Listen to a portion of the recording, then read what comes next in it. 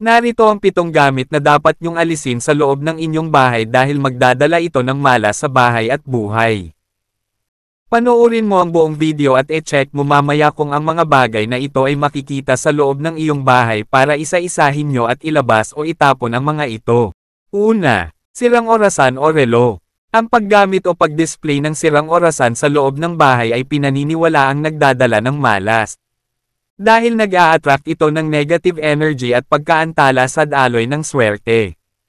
At ito ay isang masamang palatandaan na posibleng humantong sa pakiramdam na natigil ang iyong kasalukuyang yugto ng buhay kaya itapon na ito agad-agad. Pangalawa, mga matitinik at matutulis na halaman. Huwag ilagay o ipasok sa loob ng bahay ang mga halaman na may tinik o matutulis tulad ng cactus at succulent maliban lang sa nag-iisang halaman na snake plant. Dahil ang mga halamang ito ay maaring makabuo ng galit na enerhiya at bilang resulta maari silang lumikha ng isang kapaligiran na nakakaramdam ng galit. At hindi pagkakaintindihan ng mga tao sa loob ng bahay. Nakakagambala rin ang mga ito sa pagdaloy ng positibong enerhiya sa loob ng bahay. Dahilan ng hindi makapasok ang swerte sa loob ng bahay.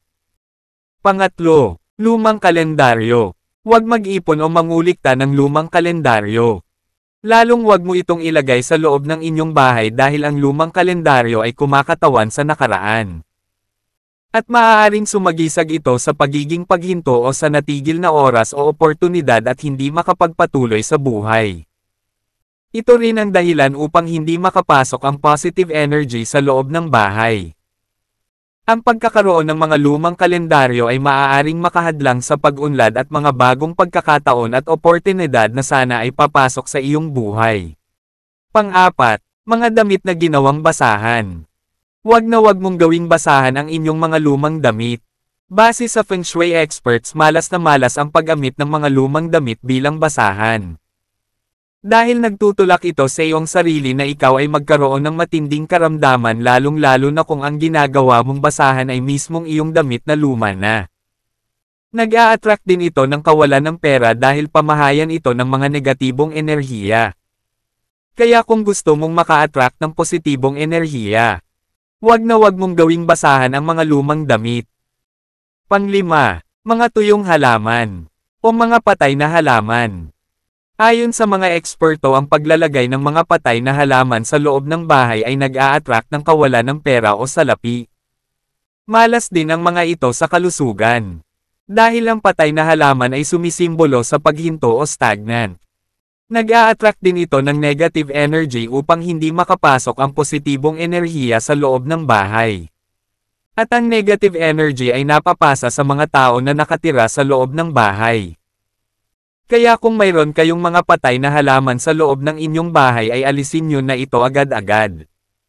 Pang-anim, mga halaman na gumagapang. Huwag mong ipasok sa loob ng inyong bahay ang mga halamang gumagapang maliban lang sa halaman na pothos plant. Dahil kahit saan mo man ilagay ang pothos plant ay nagdadala ito ng swerte.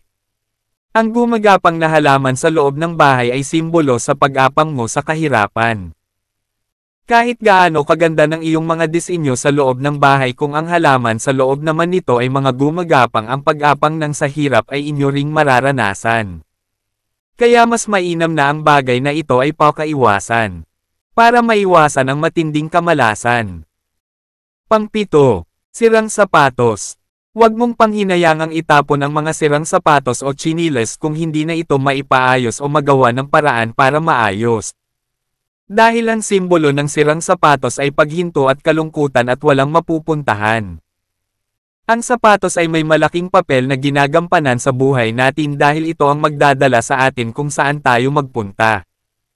Pinaniniwalaan na ang sirang sapatos ay nag-a-attract ng negatibong enerhiya kaya kahit anong sipag ang gagawin natin ay wala pa rin tayong mararating. Kaya kung meron kayong mga sirang sapatos o tsinelas sa loob ng inyong bahay, itapon ito agad maliban na lang sa pwede pang ipaayos.